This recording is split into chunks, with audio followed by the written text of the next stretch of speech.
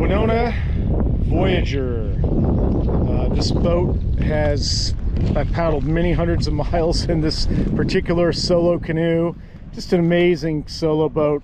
It's got great capacity. It moves fast, so rivers like the Willamette or lake systems it really excels in. Can hold a lot of gear, and it's one of my favorites that Wenonah makes, and really that anybody makes. This one happens to be made of carbon fiber. She's a little weather worn, though she's been well cared for and covered. Could use a wash right now, but this Kevlar graphite black, you can still find quite a few of these around, and I think this weighs somewhere around 38 pounds. So just a really great boat to portage if you have to do that, if you're doing a trip like the Boundary Waters or many other options. But yeah, great canoe. So when I'm camping, probably like a lot of you, and not so different than being at home, but coffee comes to mind nearly first thing in the morning.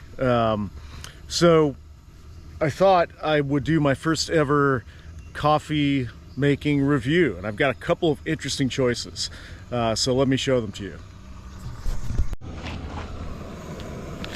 So a while back I needed some coffee for a trip, and I found this brand called Kuju at a large coffee retailer who shall not be named, but gave it a try, and I'll do it again here and show you how it works. It was definitely drinkable. And then recently I got this little pour over system from a company out of China called Firemaple, and I found some of their products to be interesting in the last few months, but they've got a lot of kitchen related items, and this is one of them. Comes in this handy dandy little bag as these legs fold down. So we're going to do some pour over in the Firemaple pour over, and we'll make some Kuju. And today I'm using this old stove that I found a while back. It's the good old Coleman Peak 1, and fired it up. The garage sale I got it from, it still had some gas in it, and it seems to be working just fine. So that was an interesting find. All right, let's make some coffee. Okay, so this little Kuju first, it gives you directions on the back, how to make their little pour over apparatus. But again, super lightweight, compact. Pull this thing open, pulls open from the side. You've got more or less a coffee packet on top. You've got these little arms that pull out like this, and then more or less you just set that on top of your coffee cup. So try this one first. That pulls right off, exposing the actual coffee to the water. And I'm going to use my big old cup here. I've got the rutabaga sticker on, so that's kind of nifty. I mean, look at that, you know, you've got this little pour over thing. Coffee goes in there, and you just let it drip. It's like any drip, you gotta wait, you gotta take your time. I forgot my normal stuff today to pick my pan up, so we have to be careful with the porridge here. Do what we can not to spill all over the place. There. So that's filtering right now. And this particular coffee is their dark roast, which I prefer of all coffees. And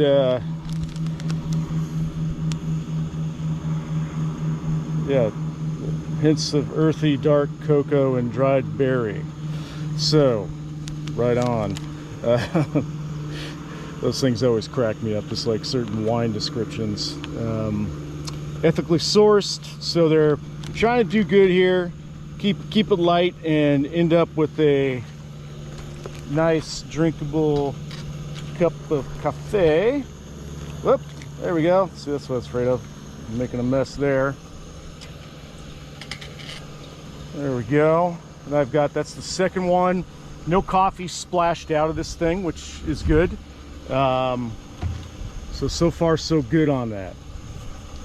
So again, you've got a little apparatus there, and it just sits right over the top.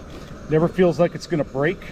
That would be my one concern if you get it wet, or the weight of the water. Obviously they looked into what they were doing to make sure that it wouldn't do that sort of thing.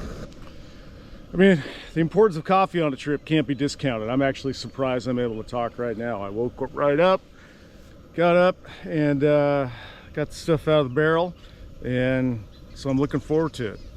I did bring half and half. This is a short trip. So it's done. Looks like kind of a dark, relatively dark, rich option here, and nothing like having that next to the river, so we'll give it a try.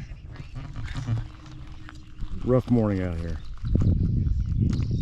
So, cheers.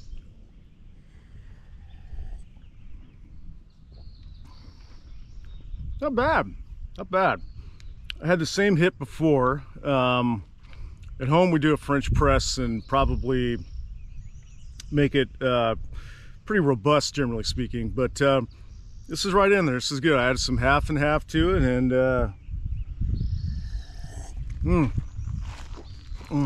it's a good cup of coffee. So Kuju, again, this is the company. I hope I'm not mispronouncing it and they're having kind of a silent J or something, Kuju.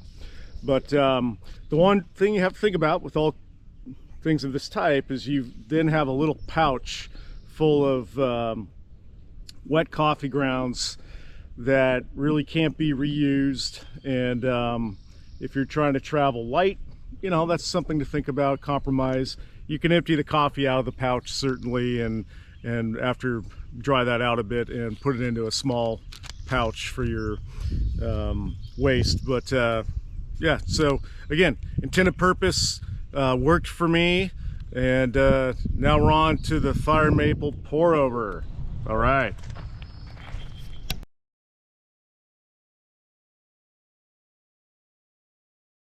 So the second part of this exciting coffee apparatus test out is the Firemaple pour over.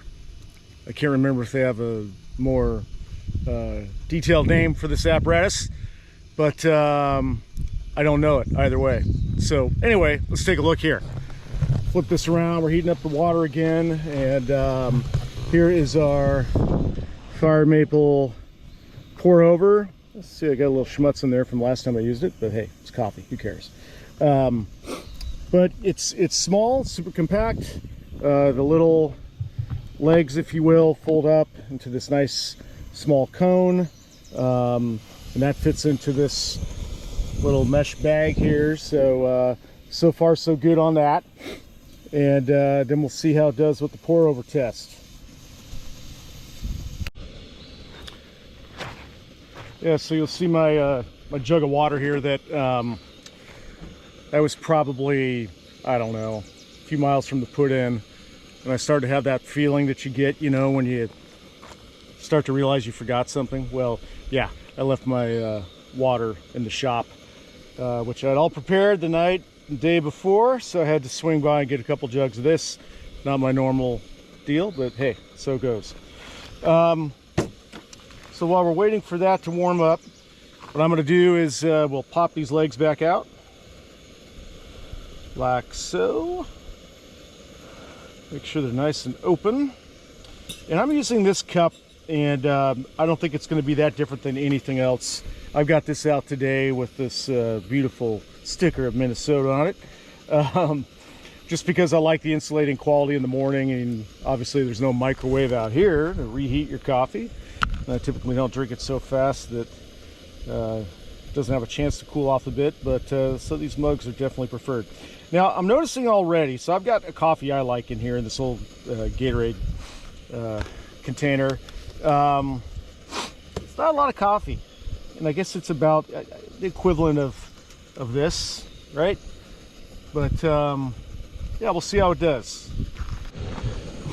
So again, Firemaple, Chinese company, pretty significant online presence, and you know, honestly, in my mind, I suppose they may be I don't know how they're viewed in the overall outdoor industry, but they have some good products. They might be, you know, just like everybody else, tweaking and refining and seeing what other people are doing. But so far so good. I've got one of their little stoves that works pretty well. So just trying a couple new and different things out. All right, I think our water's ready. Took a minute, but that's cool. Again, enjoying using this Coleman Pink 1. You can imagine it's a little tricky when you've got a heavy, even heavier pot up on here of something, and you're trying to pressurize the container. But other than that, so far so good. Okay, so back to the point. Let's see if we can accomplish this pour over without spilling stuff everywhere. So, you know, we've all seen those larger, probably less expensive plastic pour over jobs. Some of them take filters, some don't. This one is obviously unfiltered. It just has porous sidewalls on it and the bottom, allowing the coffee to, or the water to percolate on through. You see that one pretty quick. Add some more here. Try to get up, just over topped it a little bit. That's all right. Hey, what's camp coffee without a few grounds in it? Let it keep going there. Again, this little filter from Firemaple, I've noticed in some of their products they do pay attention to detail, which is nice. And again, these are just items that I've collected on my own. I have no affiliation with either of these companies, but just two kind of different, little bit random options for your coffee making out on the trail or on the river in this case. And boy, we love our river coffee. Talking about the relatively easy things that make a trip just that much better. Okay, so I did 3 pours. I got about that much coffee in what is a relatively large cup. Let's grab the half and half. Oh yeah, half and half. Now, of course, on a longer trip, I'm not going to have refrigerated half and half, but you know, cut me a break here because why not? And pour some half and half in there. Yeah, I like to have some coffee with my half and half. And all right, got some grounds. That's from my horrible pour over incident. Now let's give this thing a try. Let's do it. So there, we have some light on my face. That's good. That's good. Not bad, even with the grounds.